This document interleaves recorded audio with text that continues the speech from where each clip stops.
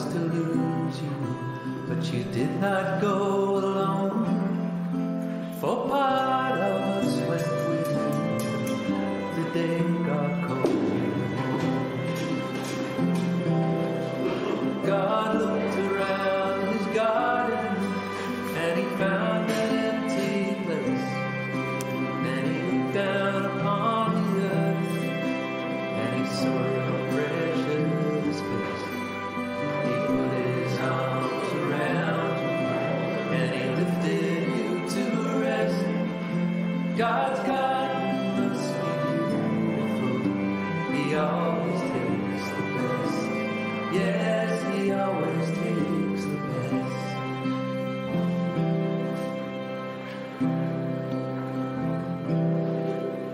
We knew that you were suffering. We knew you were in pain. We knew you'd never get better on this earth again. So he closed your weary eyes and he whispered, peace be thine.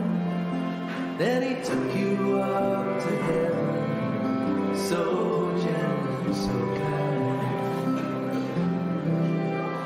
God looked around his garden and he found an empty place. Then he looked down upon the earth and saw your precious face. He put his arms around you and he lifted you to rest.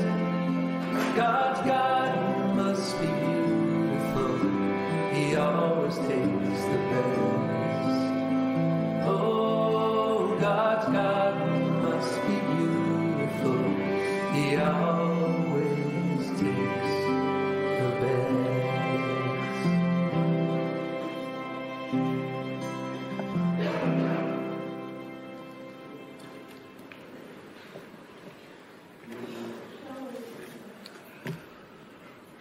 Good afternoon, everyone, and welcome to Gornal Chapel. As we gather to pay tribute to a very dear loved one, to a friend and a neighbour, Michael John Owen, Mick. We're here to call to mind memories of times that each of you shared with Mick, and it's also an opportunity to join your hearts and your minds together in support of his family, this very sad and very difficult time. There's nothing in the world, absolutely nothing, that can prepare us for a day such as this, because we're never ready to lose someone that we've loved so very dearly. The pain of loss, the sadness and the grief that we share here today is the price that we pay for our love. When we lose someone so very special to us, it feels as if time stands still. A silence passes through us, quiet sadness.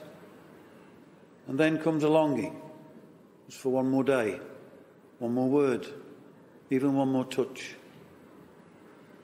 We may not understand why Mick left us or why he left before we were ready to say goodbye. But little by little, we'll begin to remember, not just that he died, but that he lived, enriching lives, your lives, with treasured, unforgettable memories. Memories that will remain for always in your hearts. And remember too, that while those memories remain, his light will never go out. And so today, we mourn his passing. But we're also here to remember, to celebrate and to honour the life of this man.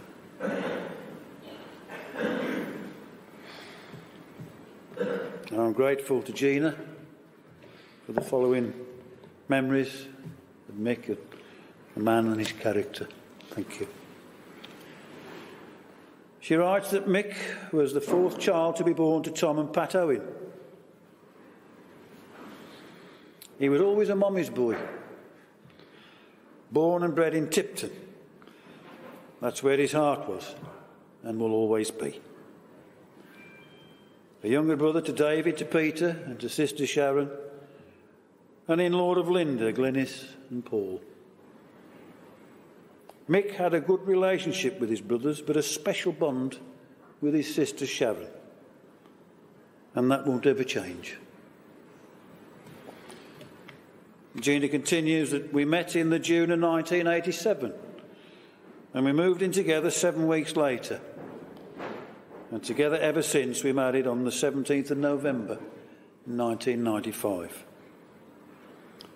I have 2 children, Kirsty and James, who, together with their partners Gus and Rachel, Mick absolutely idolised. He couldn't have been a better dad to all of them. We couldn't wait to our 4 grandchildren, Luke, Leah, Ollie, and Kian. Mick really was the best granddad to each of them. He was a fantastic uncle to all his nephews and his nieces, and they always knew he'd be there for them, no matter what. Lee was Mick's closest nephew. They are a lot alike, with the things that they did and the things that they both enjoyed doing. And Gina concludes, most definitely a family man. Mick was always there for anyone who needed help. Thank you. And Lee will now pay tribute, very personal tribute, to his Uncle Mick, who, no doubt, will be so very proud of him for doing so. Thank you.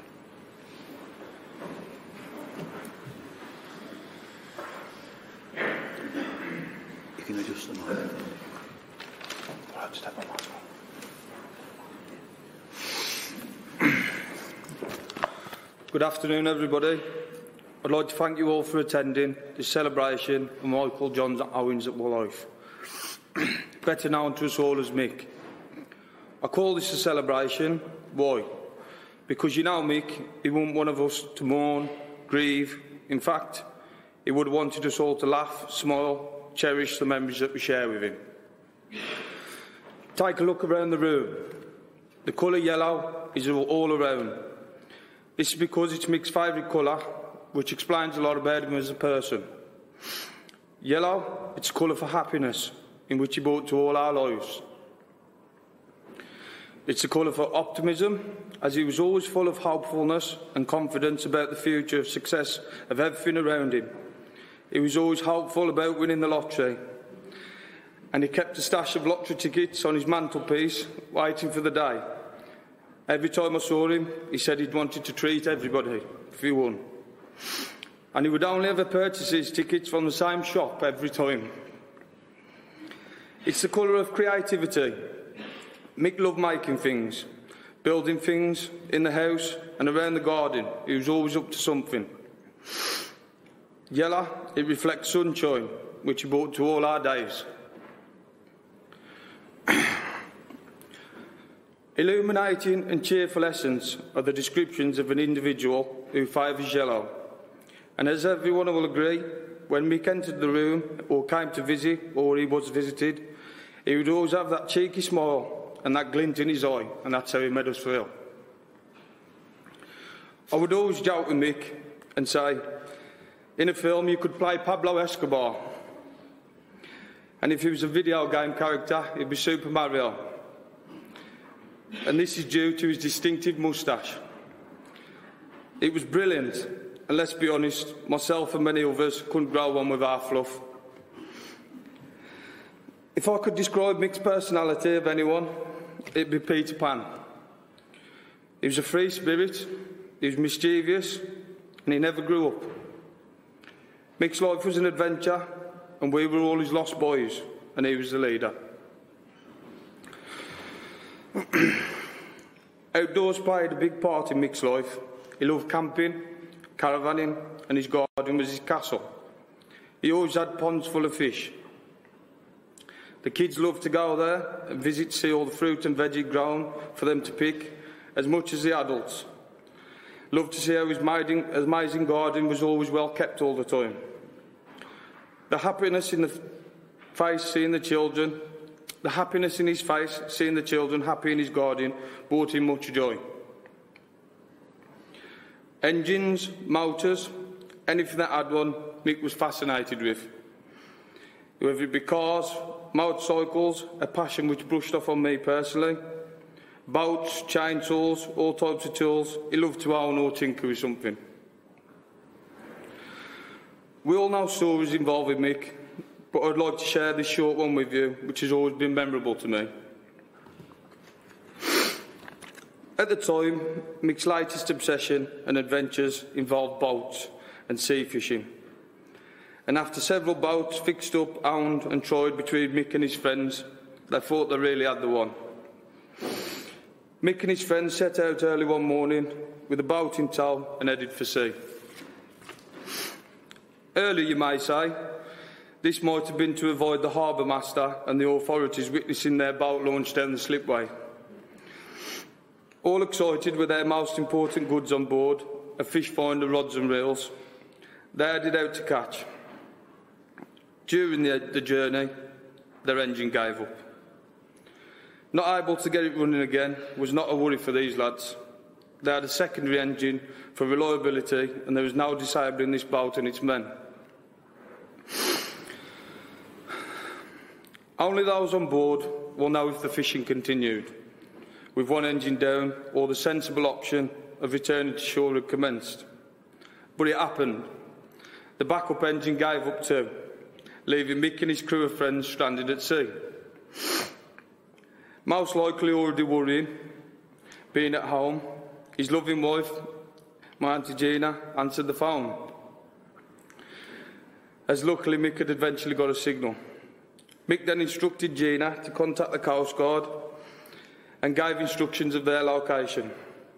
Time passed and passed. The phone rang again. This time it was the Coast Guard. As Mick had said, they were approximately 2 miles out.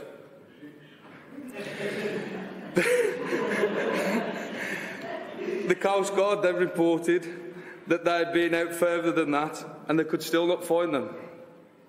Gina was at home worried, ringing back and forth, when there was a signal and they finally got the news that they've been found way further out, more like 2-3 times, as it's been said, 6 miles from shore, and towed back.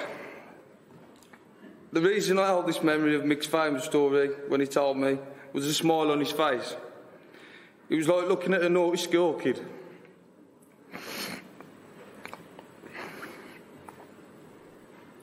I asked him, what did the Coast Guard say when they brought you back to shore?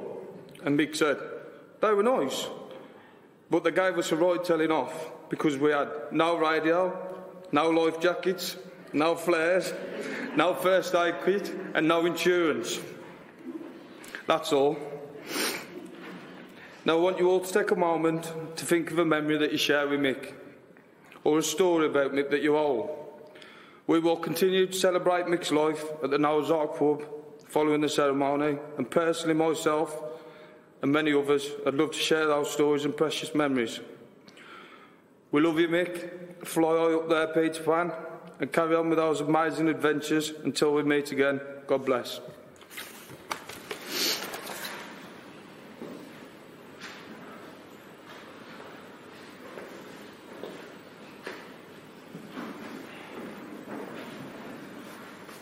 Thank you, Lee. Well done.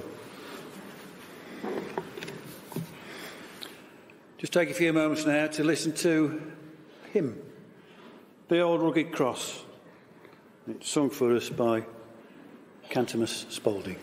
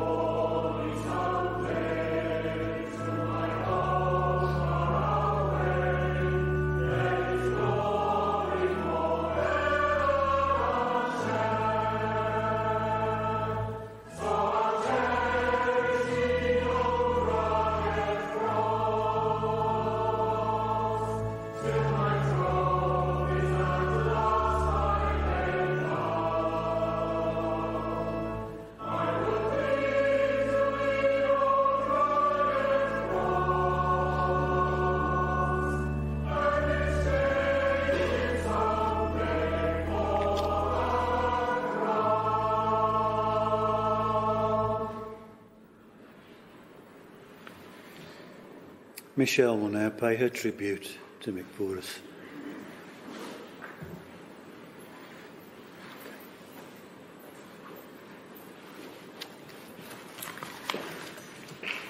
So Gina asked me to write this, which I felt honoured to do. So Mick, what can we say? In such a short time. He was a big part of all our lives, always there for everybody, always a cheeky chap with a good sense of humour, charisma and character. His oldest friend Roy and I have known Mick and Gina, his loving wife, for over 40 years. We have a wealth of fond and funny memories from way, way back that will stay with us forever. As kids, Mick was also known as Ziggy, or Zicky, by Roy. He was a typical black country lad, always full of energy and adventure. He was liked by everyone at the little Burton estate where he grew up with his family and ultimately met the love of his life, Gina. Living with his parents, Tom and Pat, siblings and the family, the dog Jeep. Jeep was also a terror. Roy says that couldn't visit him. He wouldn't allow you to leave. He used to get mad when trying to leave. Mick and Roy, best buddies, did a lot together as kids, barely old enough to drink. They would stand on the bench at the bottom of Tom and Pat's garden, jump the fence, shortcut to get to the Cottage Spring pub, where we all had lots of good times. Every Friday night was a done deal at the Rainbow. You could guarantee that we'd come back half cut. I remember one night walking home. Mick walked home, taking my bright pink berry hat off me and my leg warmers. All of us merry, singing all the way home to 80s music.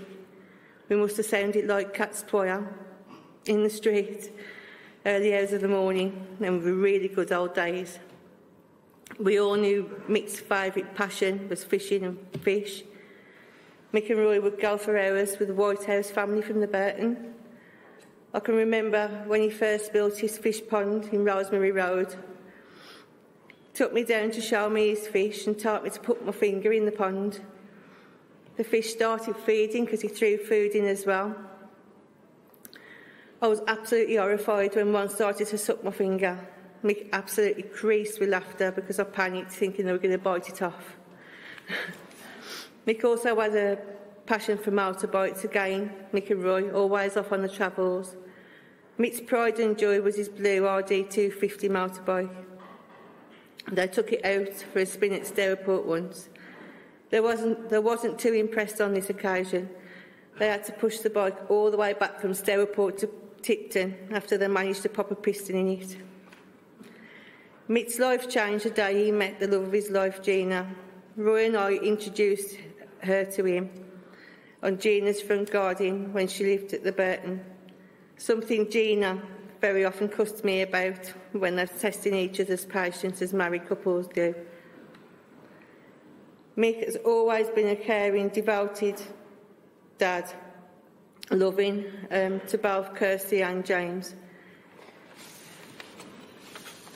He was always a big torment with all the kids. He would often wind them up, get them excited, play fighting with them, especially James and my son Matt, then walk off giggling and laughing and leave me and Gina to calm them down. Good old Mick. Mick also became a loving granddad to all his grandchildren. His family were his life, and he would do anything for them or anybody. He was a courageous man, and like the hero he is, he took every day in his stride whilst battling against his cancer, never losing hope, inspiring us all to the end. His love, spirit, zest for life will remain with us all forever as we continue to cherish our memories of him. Until we meet again, rest easy, Mick. You're one of the best. Sleep tight.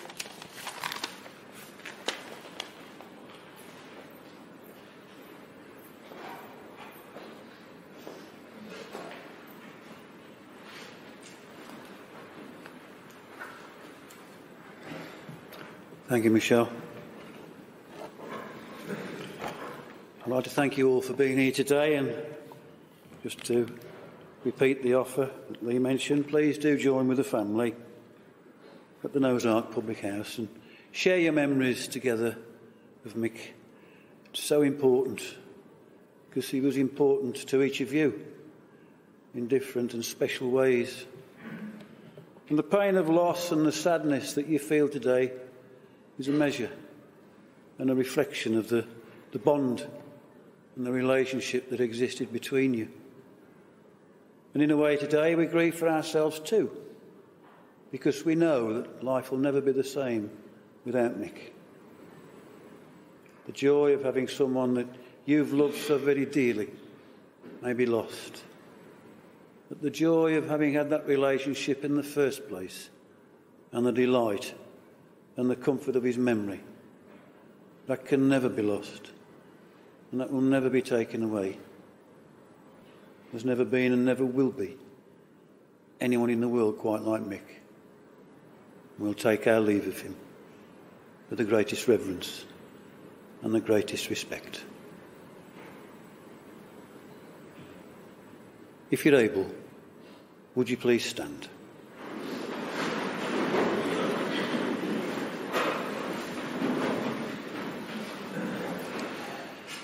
To everything there is a season and a time to every purpose on earth. There's a time to be born and a time to die. Here, in this final act, we commit the body of our dear loved one Mick to be cremated. Ever grateful for the life that he lived and for all that his life meant to us, and that we were able to share in his life. His words, his deeds, his character and his friendship, we commit to memory. But most of all, our love and our respect for him will remain for always in our hearts.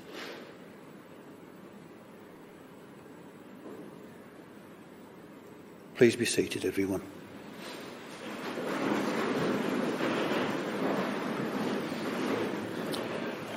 It's my sincere hope that you each find comfort in your memories of Mick. Find love and support in your love for one another. And may that comfort and that support help you to find peace in your hearts today and for always. May his soul and the souls of all our loved ones departed forever rest in peace.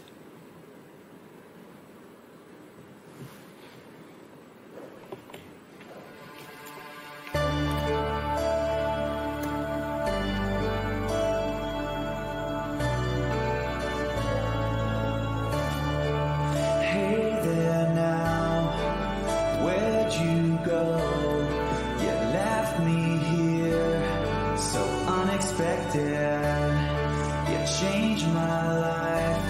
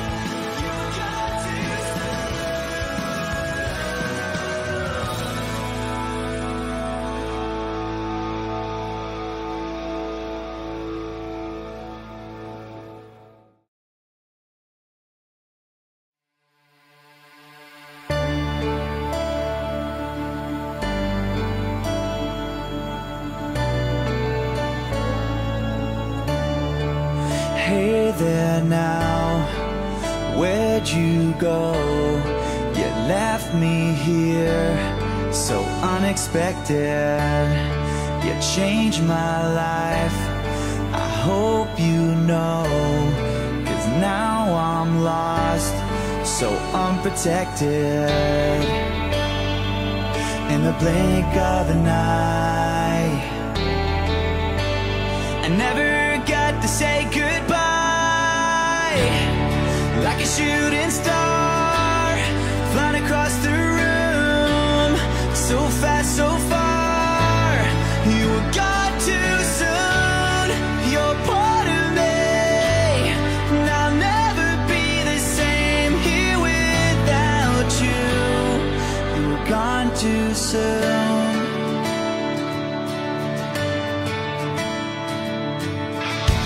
You were always there, like a shining light. On my darkest days, you were there to guide me. Oh, I miss you now, I wish you could see just how much your memory